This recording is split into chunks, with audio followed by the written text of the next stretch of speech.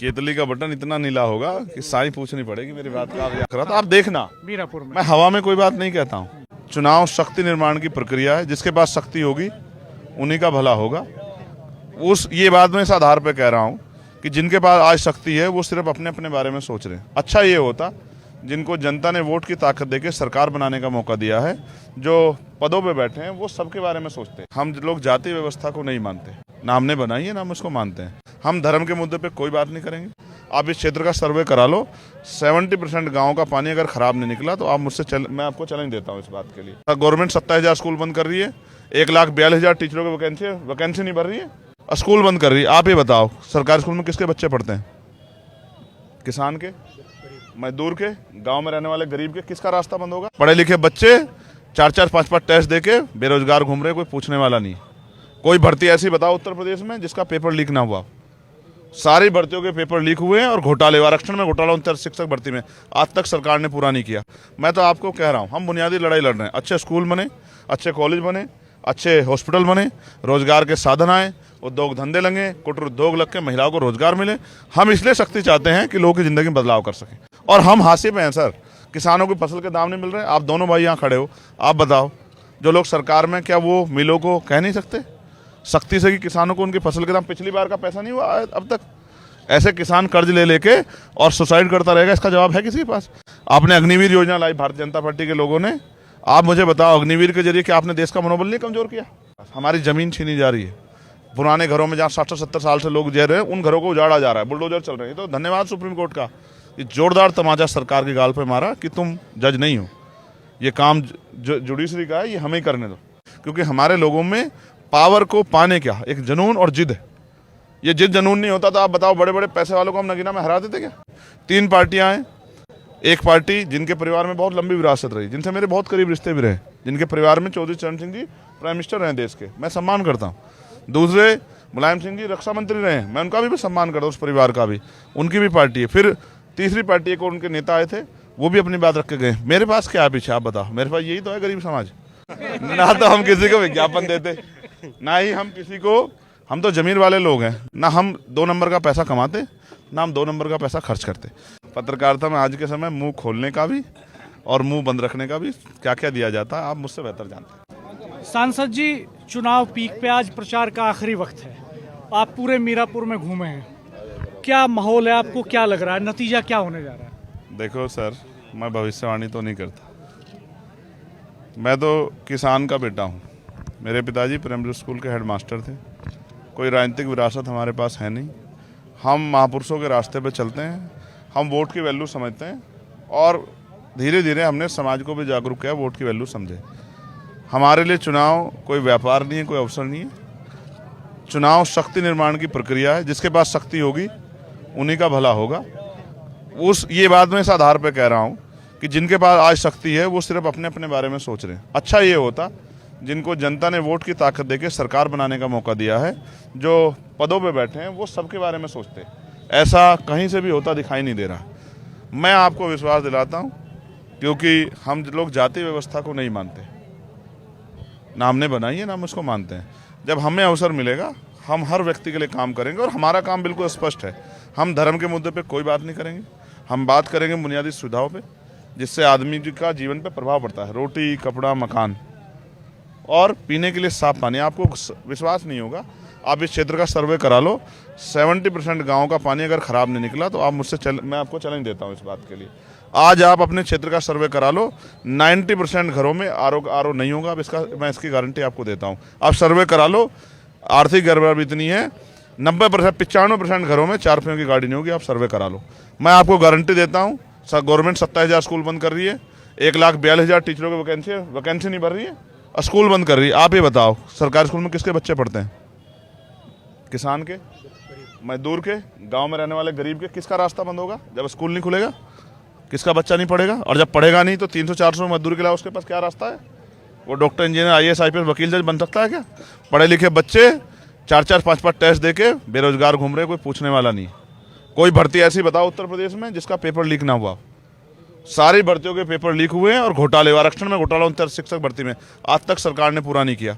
मैं तो आपको कह रहा हूँ हम बुनियादी लड़ाई लड़ रहे हैं। अच्छे स्कूल बने, अच्छे कॉलेज बने, अच्छे हॉस्पिटल बने, रोजगार के साधन आए, उद्योग धंधे लगे, कुटीर उद्योग लग के महिलाओं को रोजगार मिले।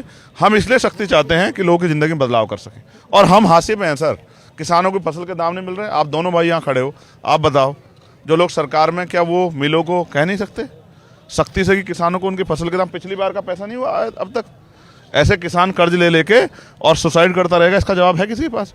आपने अग्निवीर योजना लाई भारतीय जनता पार्टी के लोगों ने, आप मुझे बताओ अग्निवीर के जरिए क्या आपने देश का मनोबल नहीं कमजोर किया?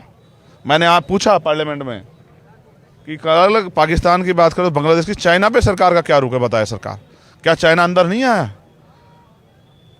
कोई जवाब नहीं है सरकार के पास। हमारी जमीन छीनी जा रही है, पुराने घरों में जहाँ 60-70 साल से लोग जी रहे हैं उन घरों को उजाड़ा जा रहा है, बुलडोजर चल रहे हैं। तो धन्यवाद सुप्रीम कोर्ट का, ये जोरदार तमाचा सरकार की गाल पे मारा कि तुम जज नहीं हो, ये काम जुडिशरी का है, ये हमें ही करने दो। तुम्हें सरकार एक बार मिली है, सत्ता का मौका मिला है, सत्ता कर आराम से चलाओ, अपने आप को मालिक मत समझो। तो ये तो लोकतंत्र है। हम मैदान में और हम मेहनत कर रहे हैं, और मैं आपको विश्वास दिलाता हूँ हमारी मेहनत कामयाब होगी, क्योंकि हमारे लोगों में पावर को पाने क्या एक जुनून और जिद है। ये जिद जुनून नहीं होता तो आप बताओ, बड़े बड़े पैसे वालों को हम नगीना में हरा देते क्या? बड़े बड़े नाम वालों को हमारे पास क्या? आज हम यहाँ हैं, आज यहाँ 4 पार्टियों का प्रोग्राम, जिसमें आज़ाद समाज पार्टी का भी 3 पार्टियाँ हैं। एक पार्टी जिनके परिवार में बहुत लंबी विरासत रही, जिनसे मेरे बहुत करीब रिश्ते भी रहे, जिनके परिवार में चौधरी चरण सिंह जी प्राइम मिनिस्टर रहे देश के, मैं सम्मान करता हूँ। दूसरे मुलायम सिंह जी रक्षा मंत्री रहे हैं, मैं उनका भी सम्मान करता हूँ, उस परिवार का भी, उनकी भी पार्टी है। फिर तीसरी पार्टी एक और उनके नेता आए थे, वो भी अपनी बात रख के गए। मेरे पास क्या है पीछे आप बताओ? मेरे पास यही तो है गरीब समाज। मेरी ताकत क्या है? मेरी माएँ बहनें, मेरे भाई जो बेरोजगार घूम रहे हैं, इनको मुझसे उम्मीद है। मैंने भाईचारा बनाया है, प्रजापति समाज में, पाल समाज में, कश्यप समाज में, सैनी समाज में, जाट समाज में, गुजर समाज में मैंने भाईचारा बना के हिस्सेदारी दी। आपको लगता है इस ताकत से महाराष्ट्र और झारखंड में भी कुछ सफलता मिलेगी आने वाले दिल्ली के चुनाव में? आपको मैंने देखा था, आप वहाँ थे जब मैं पिछली बार अपनी बात खुद थोड़ी देर पहले कहीं रख रहा था। आप देखना, मीरापुर में मैं हवा में कोई बात नहीं कहता हूँ, आप देखना, अपने एक सीट का में भी 1 सीट जीतेंगे, मेरा विश्वास है। अगर फेयर इलेक्शन हुआ, 20 तारीख को वोट पड़ने वहाँ, और एक जगह पड़ गए हैं, सीट का नाम है पाकी, और ये आता है झारखंड में, वहाँ भी मुझे भरोसा, क्योंकि हमने मेहनत की है। हम पे बड़े साधन नहीं है, कम रीढ़ की हड्डी मेरी ऐसे चस कर रही, बैठा नहीं जाता। हमने आपका शेड्यूल सुना 72 घंटे का। एक सवाल राजेश, आज हम मीरापुर में ओवैसी साहब भी हैं, अखिलेश यादव जी भी हैं, जयंत चौधरी भी हैं, आप भी हैं। आपको क्या लगता है कि वो जो चक्रव्यूह है तोड़ पाएंगे? नहीं सर, वो चक्रव्यूह मेरे लिए नहीं है, वो जनता के लिए। और जनता ने कोई एक पार्टी बताओ इसको मौका नहीं दिया। देखो, समाजवादी पार्टी को यहाँ से मौका मिला ऑलरेडी, ठीक है, और आरएलडी को भी यहाँ से मौका मिला है। अब रही ओवैसी जी की बात, ओवैसी जी तो आज कह के गए, आपने सुना कि झोजा समाज हक अदा करे। अब किसको हक अदा करना है, आप समझदार हो। अभी आपने झोजा समाज अगर हक अदा करेगा तो फिर तो ये समझो ना, जाहिद को कौन हरा सकता है, आप बताओ। आप समझो मेरी बात को। ये जो हवाएं बहती हैं, ये किसी का घर उजाड़ने के लिए नहीं होती, अक्सर बसाने के लिए भी होती। अभी आपने ये कहा था कि उन्हें तो कुदरत भी नहीं चाहता कि वो जीत जाए। किनको? अभी जब मीरापुर थे, मैंने जिनके लिए कहा था, हेलीकॉप्टर नहीं उतर पा रहा है, तो आपने कहा कि कुदरत बाधा। देखो मैं आपको बताता हूँ, नगीना के चुनाव में 2 बार हमारे विपक्ष के साथियों ने प्रयास किया कि वहां जाके सभाएं करें, और की भी, लेकिन जनता ने क्या किया? आप यहाँ, अच्छा समीकरण बताओ, आप दोनों यहाँ के वरिष्ठ पत्रकार हैं, प्लस किसके पास है? ईमानदारी से बताओ, क्या तो आरएलडी के पास है या चंद्रशेखर आजाद के पास? तीसरे के पास तो नहीं, ठीक है। तीसरे तो दूसरे के ऊपर खेल रहे हैं, तो उनको तो ये भी नहीं पता कि क्या मिलेगा। और ये उपचुनाव है, पावर की भूख क्या तो हमारे अंदर है, या आरएलडी अपनी सीट बचाना चाहती है? बाकी लोगों के लिए तो कितना जोश है लोगों में नहीं पता आपको। अब आप रोड शो देखना, जोश पता लग जाएगा आपको किसमें कितना है। क्या चंद्रशेखर जी ये क्या 2027 का सेमीफाइनल है? आप देखना अध्यक्ष जी, ये क्या 2027 का सेमीफाइनल है? केतली का बटन इतना नीला होगा कि साई पूछनी पड़ेगी मेरी बात का। चलिए, आपका वक्त बहुत कीमती है, आपको प्रचार में भी नहीं मैं ये नहीं कहता ये सेमीफाइनल है, लेकिन मैं आपको ये जरूर कहता हूँ 2024 में हमने 2 सीटें लड़ी थी, एक सिद्धार्थनगर, वहां जाके, क्योंकि मेरे ऊपर ठप्पा लगता है कि आजाद समाज पार्टी पश्चिम उत्तर प्रदेश की पार्टी है, तो पूरे, अच्छा हमारा दिल देखो कि हम 6 चरण बैठे रहे, तो हमने कहा क्या करें, किसको क्या कह सकते हैं। जिसकी मदद कर सकते थे, किसी की सामने से, किसी के पीछे की, फिर चले गए, तो वहाँ हमें 84,000 वोट मिले। आप देखो, जहाँ चुनाव इंडिया गठबंधन और एनडीए गठबंधन में था, वहाँ हमने 84,000 वोट लिए। बहुजन समाज पार्टी जो तीसरी बड़ी पार्टी है देश की, वो उसको 31,000 वोट मिले। तो बदलाव तो हो चुका है। अब वो बदलाव इसलिए नहीं दिखता, ना तो हम किसी को वो देते, क्या कहते हैं मैं सर उनको, भाटी जी विज्ञापन ना तो हम किसी को विज्ञापन देते, ना ही हम किसी को, हम तो जमीन वाले लोग हैं, ना हम 2 नंबर का पैसा कमाते, ना हम 2 नंबर का पैसा खर्च करते। तो जब हम 2 नंबर कमाते नहीं तो अपने बच्चों के पेट काट के तो हम किसी की जेब भरने से रहे, तो वो तो फिर कोई ईमानदार पत्रकार हो वो ईमानदार से दिखा सकता है। बाकी तो भाई पत्रकारिता में आज के समय मुंह खोलने का भी और मुंह बंद रखने का भी क्या क्या दिया जाता है, आप मुझसे बेहतर जानते हैं। ये तो सब जगह है अध्यक्ष जी, पूरे समाज में चलता है, सियासत में भी ऐसे लोग मौजूद हैं, मतलब हर तरह के लोग नकार मौजूद। तो नहीं रहे ना इस बात को? नहीं, हम नहीं नकार रहे हैं इस बात से, हर पेशे में हर तरह के लोग मौजूद हैं। मेरे जैसे लोग भी हैं, हाँ निश्चित तौर पर, जिन्होंने गोली खाई और जिनका उद्देश्य है सिर्फ, मैंने आपको क्या बताया, महाराष्ट्र में एमएलए जीतेगा, इससे मुझे क्या फायदा होगा?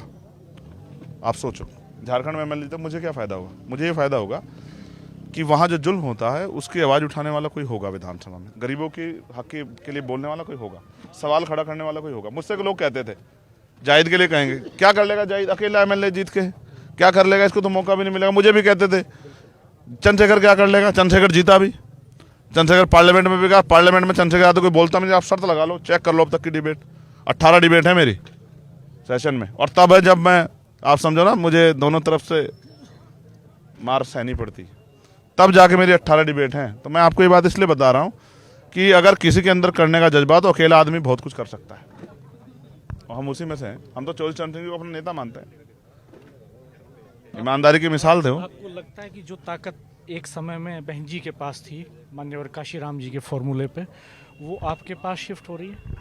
तो ये मैं ऐसा कुछ नहीं कहता, मैं सत्ता से लड़ रहा हूँ, मैं उनसे लड़ी नहीं रहा जिनके बारे में आप बात कर रहे हैं।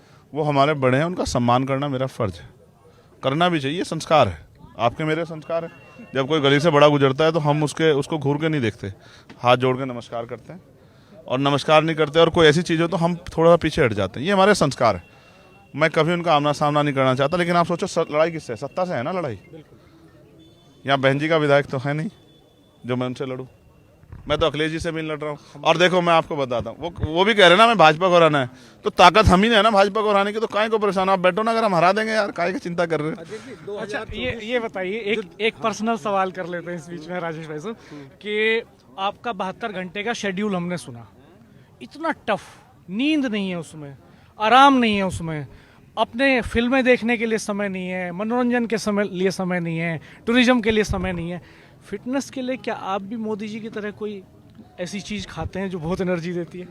खाता हूँ, सच बताता हूँ आपको, गम खाता हूँ, अपने लोगों की तकलीफ़ें खाता हूँ, उन पे होता हुआ जुल्म, और उसमें जो आग पैदा होती है उसको खा लेता हूँ, उसको अंदर रखता हूँ, और फिर ये सोचता हूँ कि ज़िंदगी का पता नहीं कब कहाँ से कौन सी गोली आके लगेगी, तो एक एक मिनट को खर्च करना है कि लोग मेरे जाने के बाद याद रखें कोई बहादुर था जो अपने लिए नहीं जिया, गरीबों के लिए जिया, इसलिए रुकता नहीं हूँ।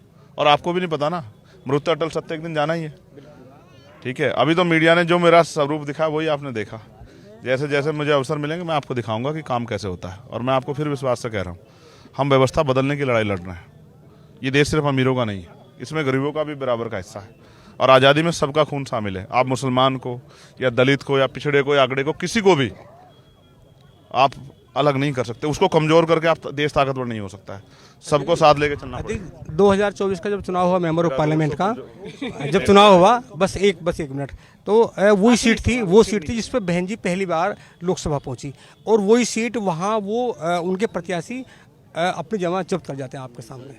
देखो आप बस एक चीज़ जान लो, कुदरत जब किसी को से कुछ काम लेना चाहती तो उसको बहुत तकलीफें देती है, ये नेचर का फॉर्मूला है। जिसको वो ताकत देना चाहती तो पहले आजमाइश करती कि ताकत का दुरुपयोग तो नहीं करेगा। चंद्रशेखर का खूब टेस्ट हो लिया, बिना सीट वाले लोग मंत्री हैं, मैंने मंत्रालय जैसी चीज़ों की तरफ देखा नहीं, क्योंकि मुझे अपने लोगों की परवाह है, मैं इनके काम आ जाऊं, मैं किसी गरीब के आंसू पूछ लूं, किसी के बच्चों को रोज़गार दिलाने में थोड़ा सा सहयोगी बन जाऊं, किसी के टूटे मकान को पक्का कराने में कहीं से मेरा योगदान हो जाए, जिस बच्चे की शादी है और उसके घर की व्यवस्था नहीं, उसमें कहीं तिनका भर मेरा योगदान हो जाए, कोई अस्पताल में बीमार पड़ा है, आप पता करा लेना, सबसे ज़्यादा लेटर मेरे होंगे, जो लोग बीमार होते हैं उनमें कभी उनके लिए प्राइम मिनिस्टर रात को उससे मदद मांगने के लिए या उनको अस्पतालों में एडमिट कराने के लिए, मैं कोशिश करता हूँ कि जो ताकत जनता ने मुझे दी इसका फ़ायदा जनता को मिल जाए। हमसे बात करने के लिए बहुत बहुत धन्यवाद, मैं आपने इतने टफ शेड्यूल में समय दिया। मैं अपने दोनों भाइयों का धन्यवाद थैंक यू सर।